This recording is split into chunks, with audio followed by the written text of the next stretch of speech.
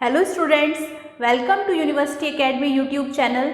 आज हम लोग न्यूमेरिकल डिस्कस करेंगे इम्पल्स रिस्पांस और स्टेप रिस्पांस के ऊपर। थोड़ा सा रिकॉल कर लेते हैं कि लास्ट क्लास में क्या पढ़ा था। लास्ट क्लास में हम लोगों ने देखा था कि इम्पल्स रिस्पांस क्या होता है और स्टेप रिस्पांस क्या होता है, जिसमें हमने देखा था कि इम्पल्स रिस्पांस के अंदर अगर इनपुट पर हम इम्पल्स सिग्नल देते हैं तब आउटपुट पर जो हमें रिस्पांस मिलता है उसे हम impulse response of the signal कहते हैं। उसी तरह से स्टेप रिस्पांस में अगर इनपुट पर हम स्टेप सिग्नल देते हैं तो आउटपुट पर जो हमें रिस्पांस मिलता है उसे हम step response of the signal कहते हैं। इस स्टेप रिस्पांस और इम्पल्स रिस्पांस के बीच में एक रिलेशन होता है, उसे थोड़ा सा देख लेते हैं। वो रिलेशन है हमारा कि स्टेप रिस्पांस जो होता है वो इज इक्वल टू होता है इंटीग्रेशन ऑफ 0 से t इम्पल्स रिस्पांस dt।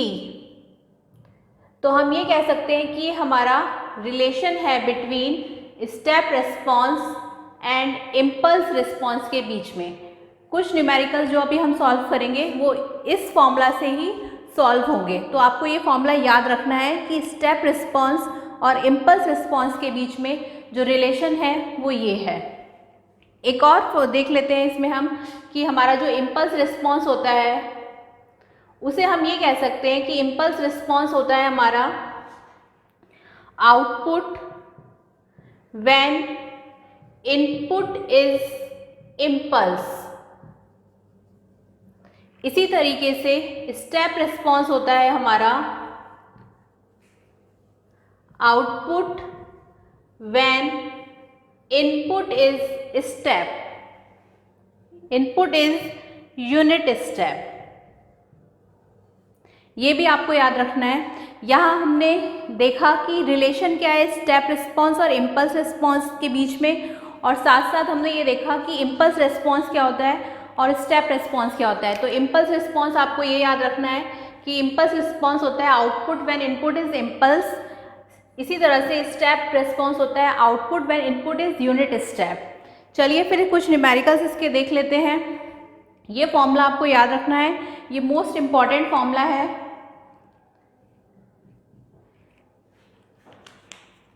इसे मैं रफ कर देती हूँ। अभी कुछ न्यूमेरिकल्स इसके सॉल्व करते हैं जो कि इसी फॉर्मूला पर बेस्ड है।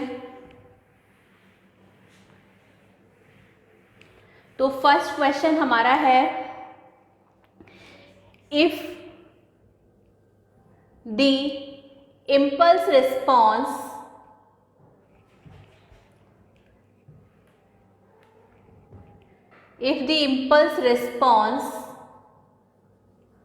of a system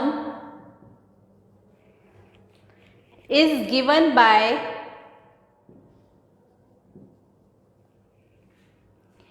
e की power -2t ut,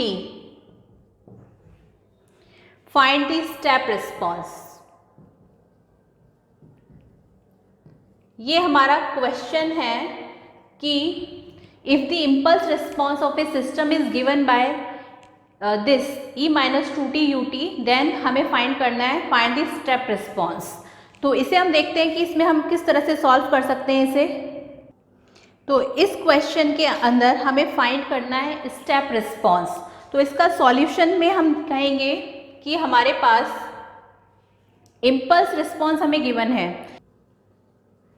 e⁻⁻2t ut, और हमें फाइंड करना है स्टेप रिस्पांस। तो हमें फाइंड क्या करना है, step response. And we also know the relation between step response और इम्पल्स रिस्पांस। तो हम ये कह सकते हैं कि स्टेप रिस्पांस हमारा होता है इंटीग्रेशन ऑफ 0 से t इम्पल्स रिस्पांस। अभी हमने देखा इम्पल्स रिस्पांस dt, और हमारे पास ऑलरेडी इम्पल्स रिस्पांस गिवन है। तो हम कह सकते हैं इंटीग्रेशन ऑफ 0 से t impulse response is e⁻⁻2t ut। अब हमें पता है कि ut सिग्नल जो होता है वो हमारा 1 होता है for t greater than equal to 0 के लिए, और एल्स ये हमारा t लेस देन 0 के लिए 0 होता है। तो हम ये कह सकते हैं क्योंकि हम t ग्रेटर देन, हम जो इंटीग्रेशन की लिमिट ले रहे हैं वो लिमिट हमारी 0 से t है, यानी कि पॉजिटिव साइड में है, राइट हैंड साइड पर है, तो हम कह सकते हैं वहाँ पर हमारा ut 1 हो जाएगा। तो इस ut की जगह हम 1 लिख देंगे। तो यहाँ पर ये सिग्नल आ गया हमारा 0 से t e raise to power minus 2t और ut की जगह 1 आ गया, तो हम कह सकते हैं .1 .t। तो हम इसे लिख सकते हैं 0 से t e raise to power minus 2t dt। और जब हम इस सिग्नल का इंटीग्रेशन करेंगे तो सिग्नल आएगा हमारे पास ये, और लिमिट है 0 से t। ये इतना हो गया। इसके बाद हम इसमें कह सकते हैं कि यहाँ पे जब हम लिमिट पुट कर देंगे, उसके बाद मैं यहाँ सॉल्व कर देती हूँ। लिमिट पुट करने के बाद हम ये कह सकते हैं कि जो स्टेप रिस्पॉन्स है वो आ जाएगा e माइनस 2t माइनस 1/2 हमने बाहर ले लिया, और ये 0 से लेकर के t तक। इसी तरीके से माइनस 1/2 e की power minus 2t, t put करने के बाद, और जब 0 पुट करते हैं तो सिग्नल आ जाएगा -1। देन हम इसे लिख सकते हैं 1/2 हमने बाहर ले लिया और ये माइनस अंदर मल्टीप्लाई कर दिया, तो सिग्नल आ गया 1 minus e minus 2t this. ये सिग्नल आ गया हमारा, और ये सब आ रहा है हमारा t greater than equal to 0 के लिए।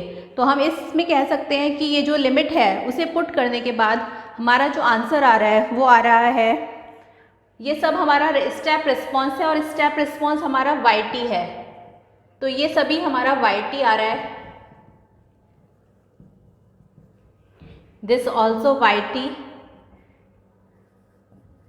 so we can say that yt is equal to 1/2 minus 1/2 e minus 2t। ये हमारा आउटपुट आ गया, जो कि हमसे फाइंड करने को कहा था कि हमें फाइंड करना है स्टेप रिस्पॉन्स। तो स्टेप रिस्पॉन्स आ गया हमारा yt is equal to this for t greater than equal to 0 के लिए। देखिए कितना इजी क्वेश्चन था, एक बार और देख लेते हैं। इसमें क्वेश्चन में हमसे कहा था कि इम्पल्स रिस्पॉन्स गिवन है, स्टेप रिस्पॉन्स फाइंड करना है। हमने वो लिख दिया जो हमें गिवन है और जो हमें फाइंड करना है। उसके बाद हम रिलेशन भी जानते हैं, ये वाला अभी हमने पढ़ा ये रिलेशन कि yt जो है वो हमारा स्टेप रिस्पॉन्स इंटीग्रेशन ऑफ 0 से t इम्पल्स रिस्पॉन्स dt होता है। बस इसी का यूज़ करके हमने ये रखा, जो हमें गिवन था, गिवन थी वैल्यू वो हमने रखी yt। तो इंटीग्रेशन 0 से t e minus 2t ut dt, ut हमें पता है 1 होता है for t greater than equal to 0 और 0 होता है t लेस देन 0। बस वही हमने यहाँ पुट कर दिया, 1 आ गया। देन इसको इंटीग्रेट किया, तो यहाँ पे जब e की पावर माइनस 2t को आप इंटीग्रेट करोगे तो नीचे -1/2 आ जाएगा, नीचे -2 आ जाएगा। लिमिट पुट कर दी 0 से t। लिमिट पुट करने के बाद हमारा जो है वो रिलेशन आउटपुट जो है स्टेप रिस्पॉन्स वो आ जाता है yt is equal to 1/2 minus 1/2 e minus 2t, और ये है हमारा for t greater than equal to 0 के लिए, और यही हमें फाइंड करना था। तो आपने देखा इसमें कि कितना इजी क्वेश्चन था ये, और इसमें हमें कुछ भी नहीं करना था, बस हमसे ये पूछा था कि इसमें स्टेप रिस्पॉन्स फाइंड करना है। ये 5 मार्क्स में क्वेश्चन आ सकता है। एक और क्वेश्चन देख लेते हैं इसी तरह से, जो हमें 10 मार्क्स में क्वेश्चन पूछ सकते हैं। आई होप आपको ये वाला क्वेश्चन क्लियर हो गया होगा। ये तो बहुत ही सिंपल क्वेश्चन है। एक थोड़ा सा टफ क्वेश्चन ले लेते हैं। ये आपको अब लिमिट दिखाई दे रही होगी, इसमें यहाँ पे आपको ये याद रखना है इस क्वेश्चन में या फिर इससे रिलेटेड और जितने भी क्वेश्चन आएंगे कि जो ut है वो 1 होता है t greater than equal to 0 के लिए और 0 होता है t लेस देन 0 के लिए। ये तो है यूनिट स्टेप सिग्नल के लिए। डायरेक्ट डेल्टा सिग्नल यानी कि डेल्टी सिग्नल के लिए हम प्रीवियस क्लासेस में देख चुके हैं कि हम क्या वैल्यूज़ रखते हैं। अगर क्वेश्चन आएगा तो हम डिस्कस कर लेंगे, फिलहाल आप इसे अच्छे से पढ़ें। एक और क्वेश्चन इससे रिलेटेड हम देख लेते हैं कि उस क्वेश्चन में किस तरह से क्वेश्चन को सॉल्व किया गया है। तो अगला न्यूमेरिकल है हमारा, इसे रफ कर देते हैं। फॉर्मूला यही रहेगा, बस थोड़ा सा वैल्यूज डिफर कर जाती हैं। और हाँ, इसके लिए आपको लाप्लास ट्रांसफॉर्म आना चाहिए, तो जिन स्टूडेंट्स को नहीं आता है वो लोग लाप्लास ट्रांसफॉर्म को एक बार पढ़ लें। फिर भी अगर किसी को कोई प्रॉब्लम है तो वो मुझे बता सकता है। तो नेक्स्ट क्वेश्चन है हमारा, find transfer function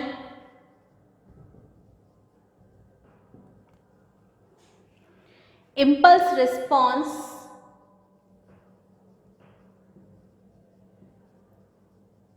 and step response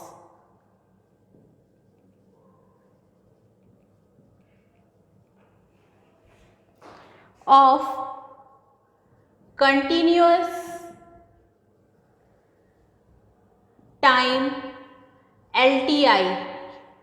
LTI means linear time invariant signal. Also sketch impulse and step response of the signal is given is this d by dt yt plus 2yt is equal to 3xt. So this is the question. इसमें कहा है कि find transfer function impulse response and step response of continuous time linear time invariant signal also sketch, इसमें हमें साथ साथ sketch भी करना है impulse and step response of this given signal. ये 10 मार्क्स में क्वेश्चन आ सकता है और ये मोस्ट इंपॉर्टेंट क्वेश्चन है। अब इसमें हम देखते हैं कि इसमें हम इसे किस तरह से सॉल्व कर सकते हैं। तो इसके सॉल्यूशन में हमारे पास सबसे पहले जो गिवन है वो है d by d t y t plus 2yt is equal to 3xt। ठीक है, अब हम इसका सबसे पहले लेंगे लाप्लास ट्रांसफॉर्म। तो टेकिंग लाप्लास, इसे इक्वेशन नंबर 1 नाम दे दिया, taking Laplace transform of equation number 1। लाप्लास ट्रांसफॉर्म मैं ये मानकर चल रही हूँ कि आप लोगों को आता है।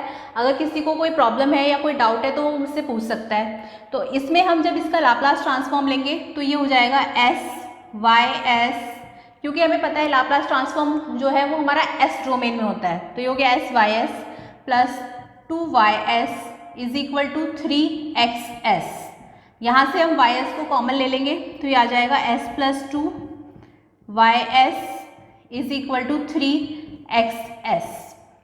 ठीक है, ये आ गई हमारी इक्वेशन नंबर 2। अब यहाँ से हम कह सकते हैं कि y(s) अपॉन xs आ जाएगा हमारा 3/s प्लस 2। अब इसका हम इनवर्स लाप्लास ट्रांसफॉर्म लेंगे तो हम कह सकते हैं taking inverse Laplace transform of, इसको इक्वेशन नंबर 2 नाम इसको दे देते हैं, ऑफ इक्वेशन नंबर 2। तो इसका जब हम इनवर्स लाप्लास ट्रांसफॉर्म लेंगे तो वो आएगा हमारा yt is equal to 3e⁻⁻2t ut, और हम उसे लिख सकते हैं yt इज इक्वल टू, क्योंकि इनवर्स लाप्लास ले रहे हैं यानी कि वापस से वो t डोमेन में आ जाएगा s से। तो s से जब वापस t डोमेन में आया तो हम लिख सकते हैं yt is equal to 3e⁻2t ut। और ये जो हम सारे इसमें हम यहाँ पर ये कह सकते हैं कि हम ये इम्पल्स रिस्पॉन्स फाइंड करने के लिए कह रहे हैं। एक चीज़ और इसमें देख लीजिए आप कि इसमें हम यहाँ तक तो क्लियर हो गया होगा, इसमें कुछ नहीं करना। ये हमारे पास इक्वेशन गिवन थी, उसका लाप्लास ट्रांसफॉर्म लिया तो ये हमारा इस तरह से आ गया। ठीक है, इसके बाद हम ये कह सकते हैं 3x यहाँ पर हम निकाल रहे हैं for impulse response.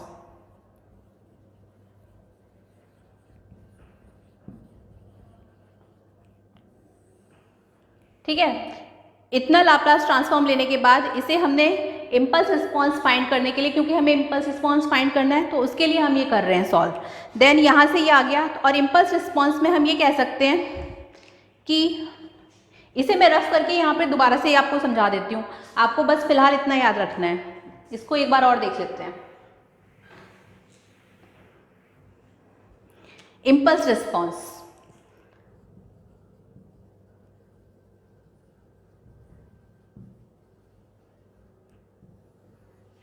Impulse response का मतलब क्या होता है कि इनपुट पर हम इम्पल्स सिग्नल दे रहे हैं, यानी कि इनपुट पर हम क्या दे रहे हैं, डेल टी सिग्नल, और इनपुट सिग्नल होता है हमारा एक्स टी। तो we can say that x t is equal to del t. ठीक है, और इस एक्स टी का लाप्लास ट्रांसफॉर्म लेंगे, वो आएगा हमारा एक्स एस, और डेल टी का जो लाप्लास ट्रांसफॉर्म होता है वो होता है 1, तो हम इसे लिख सकते हैं 1। ठीक है, ये आपको क्लियर हो गया होगा। अब वापस हम इस पर आ जाते हैं, यहाँ पे हम एक्सेस की वैल्यू पुट कर देते हैं। इक्वेशन नंबर 2 इसे नाम दे दिया, इसमें हमने एक्सेस की वैल्यू पुट करी तो हमारे पास s प्लस 2 आ गया, ys इज इक्वल टू 3। ठीक है, यहाँ से हमने ys फाइंड आउट कर लिया, तो ys आ गया हमारे पास 3 अपॉन s प्लस 2। अब यहाँ पे हमने इसका इन्वर्स लाप्लास ट्रांसफॉर्म ले लिया, तो यहाँ से हमारे पास by taking inverse Laplace transform, so we can say that ये लाप्लास ट्रांसफॉर्म, तो यहाँ से लाप्लास ट्रांसफॉर्म लेने के बाद हमारे पास ये आ गया yt is equal to 3 e की पावर माइनस 2t ut। ठीक है, ये आ गया हमारा पूरा impulse response of this signal. एक बार और इसमें देख लेते हैं। सबसे पहले क्वेश्चन में क्या क्या फाइंड करना है वो देख लेते हैं। क्वेश्चन में हमें ट्रांसफर फंक्शन फाइंड करना था, इम्पल्स रिस्पॉन्स फाइंड करना है, स्टेप रिस्पॉन्स फाइंड करना है, उसके बाद हमें स्केच करना है इम्पल्स रिस्पॉन्स और स्टेप रिस्पॉन्स इस सिग्नल के लिए। तो सबसे पहले ये सिग्नल हमने लिखा, इसके बाद हमने इसका लाप्लास ट्रांसफॉर्म ले लिया, तो लाप्लास ट्रांसफॉर्म इसका आ गया ये S Y S plus 2y equal to 3xs। उसको हमने यहाँ y को कॉमन ले लिया, या इक्वेशन नंबर 2 आ गई। यहाँ पे हमने इम्पल्स रिस्पॉन्स फाइंड करा। इम्पल्स रिस्पॉन्स का मतलब ये है कि इनपुट पर हम इम्पल्स सिग्नल दे रहे हैं, यानी कि xt हम जो इनपुट है उस पर हम इम्पल्स यानी कि डेल टी सिग्नल दे रहे हैं। तो इसका लाप्लास ट्रांसफॉर्म लिया तो वो आ गया हमारा 1, क्योंकि इम्पल्स सिग्नल का लाप्लास ट्रांसफॉर्म होता है 1। यहाँ पे फिर हमने 1 की वैल्यू पुट कर दी, एक्सेस की वैल्यू पुट कर दी यहाँ पे हमने, जो कि 1 थी, जहाँ से हमारा ये आ गया ys 3 अपॉन s प्लस 2। इसका हमने इन्वर्स लाप्लास ट्रांसफॉर्म लिया, तो यहाँ से हमारे पास impulse response of the signal ये आ गया। तो ये है हमारा इम्पल्स रिस्पॉन्स, जो कि हमें क्वेश्चन में कहा था कि हमें ये फाइंड करना है। तो yt is equal to 3 e की power minus 2t ut। This is our impulse response of this signal. Next, अब इसमें हमें फाइंड करना है स्टेप रिस्पॉन्स। तो इसी तरीके से जैसे इम्पल्स रिस्पॉन्स किया था, आप लोग स्टेप रिस्पॉन्स फाइंड करना। स्टेप रिस्पॉन्स में क्या कर सकते हैं हम, थोड़ा सा सोचिए। स्टेप रिस्पॉन्स में हम क्या करेंगे, इसी में मैं थोड़ा सा चेंज कर देती हूँ।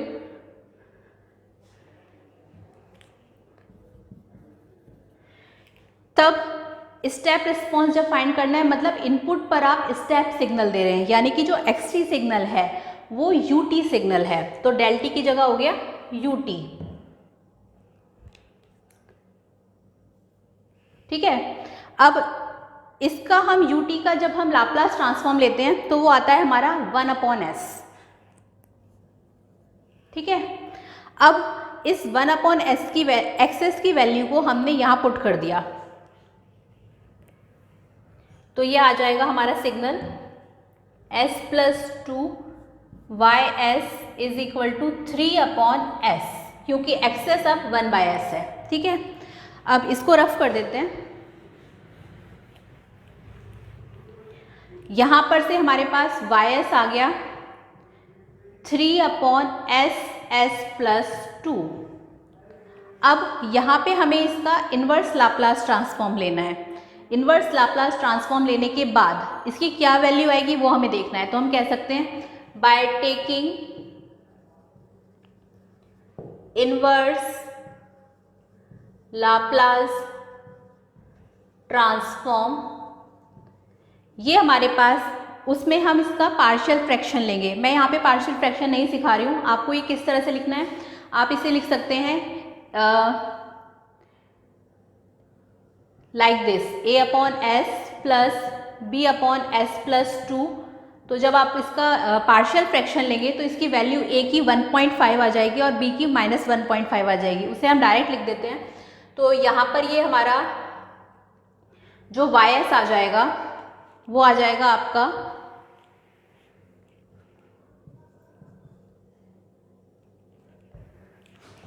बाय यूजिंग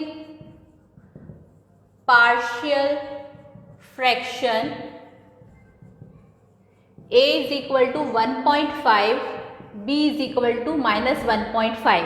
ये पुट करने के बाद ys आ जाएगा हमारा 1.5 अपॉन एस प्लस, माइनस है यहाँ पे, ये 3 हटा देते हैं यहाँ से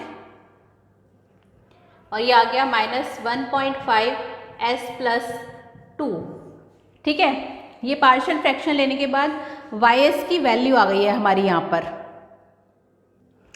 अब इसका हमने इनवर्स लाप्लास ट्रांसफॉर्म लिया, तब हमारे पास सिग्नल आ गया yt is equal to 1.5 ut minus 1.5 e की पावर -2t ut। ये आ गया हमारा step response of the signal, जो कि हमें क्वेश्चन में फाइंड करने को कहा था। So we can say that it is step response. देखिए कितना आसान था। स्टेप रिस्पॉन्स में कुछ नहीं करना था, यहाँ तक तो सिंपल है। जो इक्वेशन गिवन है उसका लाप्लास निकाल लिया, देन उसके बाद स्टेप रिस्पॉन्स निकालते टाइम जो इनपुट सिग्नल xt था उसमें हम input per unit step signal दे रहे हैं। जब उसका लाप्लास ट्रांसफॉर्म ले रहे हैं तो ut का लाप्लास ट्रांसफॉर्म होता है 1/s। xs की वैल्यू हमने इक्वेशन 2 में पुट कर दी, यहाँ से हमारे पास ys आ गया। इसका हमने पार्शियल फ्रैक्शन लिया, वैल्यू हमारी ये आ गई। इसका हमने वापस इन्वर्स लाप्लास ट्रांसफॉर्म लिया तो वो ये आ गया। इसे हमने कहा this is step response of the signal. अब हमें यहाँ पर साथ साथ देखना था ट्रांसफर फंक्शन, उसको भी देख लेते हैं कि ट्रांसफर फंक्शन कैसे फाइंड करना है। इसको रफ कर देते हैं।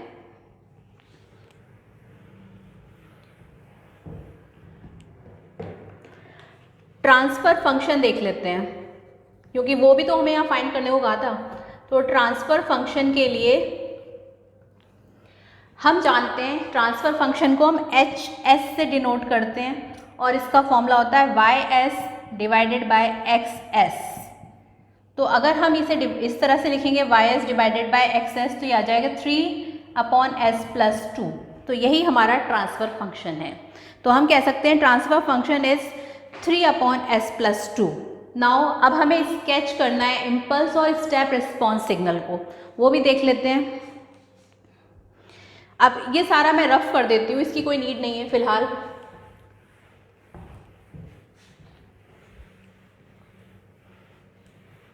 तो सबसे पहले हम स्केच कर लेते हैं। स्केच करने के लिए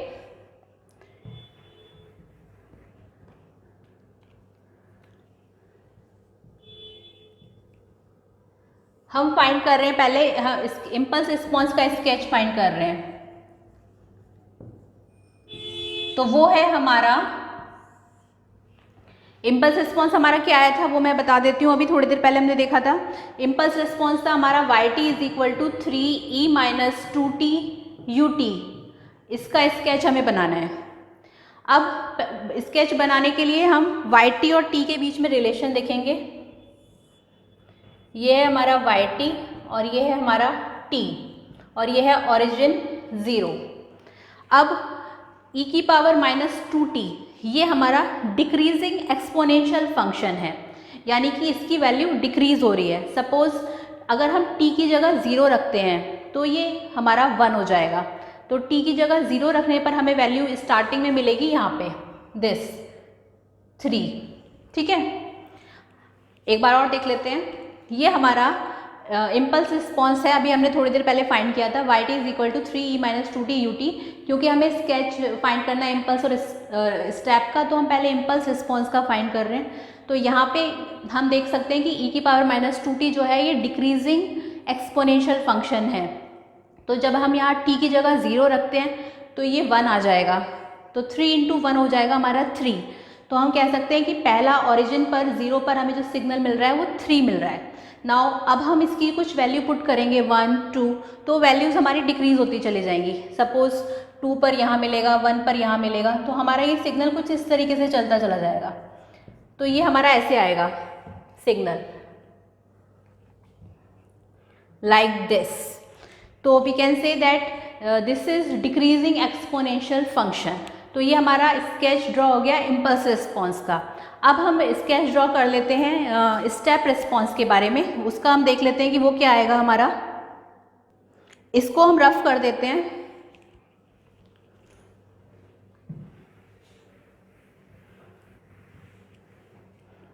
अब हम देख रहे हैं स्टेप रिस्पॉन्स के लिए। तो स्टेप रिस्पॉन्स का हमारा जो आउटपुट आ रहा था वो था yt is equal to 1.5 ut minus 1.5 e की पावर माइनस 2t ut। ये हमारा स्टेप रिस्पॉन्स का आउटपुट सिग्नल था जो अभी हमने थोड़ी देर पहले फाइंड करा। अब इसका हमें स्केच बनाना है, तो पहले इसका बनाते हैं फिर इसका बनाते हैं। इसका देखते हैं क्या आ रहा है। इसका जो आएगा वो आएगा सिग्नल लाइक दिस।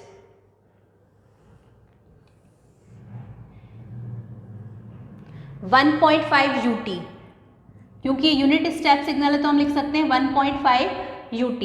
ये हमारा 0 है, ठीक है, और ये हमारा t सिग्नल है। अब हमें यहाँ पे यूनिट स्टेप में मैग्नीट्यूड 1.5 है, तो हमें एक लाइन मिल रही है, वो लाइन हमारी 1.5 मैग्नीट्यूड पर है। तो ये ड्रॉ हो गया 1.5 ut का sketch. Now we have to draw, अब हम पूरा yt का स्केच ड्रॉ कर लेते हैं।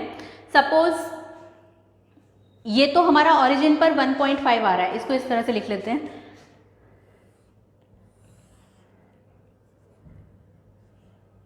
ये हम इसका बना रहे हैं 1.5 ut माइनस 1.5 e की पावर माइनस 2t ut। तो ये आ गया 1.5 ut माइनस 1.5 e की पावर माइनस 2t ut।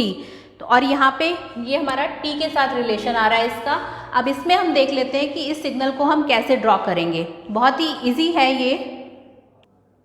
यहाँ पर 1.5, ये भी हमारा 0 सिग्नल है, 0 पर 1.5 मिल रहा है यहाँ पे, और जब यहाँ पे 0 रखेंगे तो ये भी हमारा 1.5 होगा। तो 1.5 माइनस 1.5 यानी कि स्टार्टिंग में हमें 0 सिग्नल मिलेगा, ठीक है।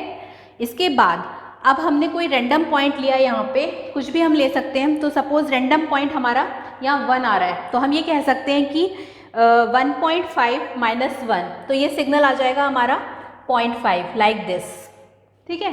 देन रैंडम सिग्नल यहाँ हमने लिया, तो अब हमने लिया 0.5, तो ये आ गया हमारा 1। तो ये हमारा कुछ इस तरीके से सिग्नल आ जाएगा, ठीक है। तो इसमें यहाँ पे हमारी वैल्यू है 0.5, यहाँ पे वैल्यू है 1। ये आ गया हमारा स्केच किसका, स्टेप रिस्पॉन्स का। एक बार और देख लेते हैं इसमें क्या करा हमने। हमें स्केच फाइंड करना है स्टेप रिस्पॉन्स का। थोड़ी देर पहले हमने आउटपुट फाइंड किया yt, जो कि था 1.5 ut minus 1.5 e minus 2t ut। 1.5 ut का हमने स्केच ड्रॉ कर लिया। यूनिट स्टेप सिग्नल है, अगर मैग्नीट्यूड यूनिटी होता तो यहाँ 1 लेते, क्योंकि मैग्नीट्यूड 1.5 है तो हमने वो रख दिया यहाँ पे। इसके बाद हमने पूरे yt का ले लिया, तो yt का जब हमने लिया 1.5 ut एंड दिस, उस टाइम हमने स्टार्टिंग ओरिजिन से की, ओरिजिन पर हमने 0 रखा, यहाँ तो 1.5 है, यहाँ जब 0 रखते हैं तो 1, ये तो हमारा 1 हो जाएगा। 1.5 जब मल्टीप्लाई होगा 1 के साथ तो 1.5 आएगा, तो 1.5 माइनस 1.5 0 आएगा, यानी कि 0 पर हमें 0 सिग्नल मिल रहा है। फिर हमने कोई रैंडम सिग्नल ले लिया यहाँ पे, सपोज वो रैंडम सिग्नल हमारा था 1, तो हम कह सकते हैं 1.5 माइनस 1 यानी कि 0.5। देन रैंडम सिग्नल हमने ले लिया सपोज 0.5, तो 1.5 माइनस 0.5, तो ये आ गया सिग्नल 1, ठीक है। पहले था हमारा रैंडम सिग्नल 1, तो 1.5 माइनस 1.5, देन रैंडम सिग्नल था हमारा 0.5, तो 1.5 माइनस 0.5 ये आ गया 1। तो वी कैन से दैट कि ये हमारा ग्राफ कुछ इस तरीके से आएगा। तो ये स्केच हो गया हमारा step response of the signal का। तो आई होप आपको ये क्लियर हो गया होगा कि हमने ये क्वेश्चंस किस तरह से करे हैं। एक बार और आप इसे वीडियो को अच्छे से देखना, आपको ये समझ में आ जाएगा। और अगर फिर भी किसी को नहीं समझ में आया तो वो मुझसे पूछ सकते हैं कमेंट सेक्शन में जाके, और इसके जो हैंड रिटन नोट्स हैं वो आप लोग डिस्क्रिप्शन बॉक्स से डाउनलोड कर सकते हैं। और इसमें जो प्रॉब्लम है वो ज़्यादातर इसी तरह से आएंगी। प्रीवियस क्वेश्चन 5 मार्क्स में आ सकता है, ये वाला क्वेश्चन 10 मार्क्स में आ सकता है, और ये इंपॉर्टेंट क्वेश्चन है। नेक्स्ट क्लास में हम लोग कॉन्वोल्यूशन के बारे में स्टडी करेंगे कि कॉन्वोल्यूशन क्या होता है। तब तक आप इसे अच्छे से पढ़ें, और अगर आपको हमारा ये यूट्यूब चैनल पसंद आ रहा है तो इसे ज़्यादा से ज़्यादा लाइक, शेयर और सब्सक्राइब करें। Thank you.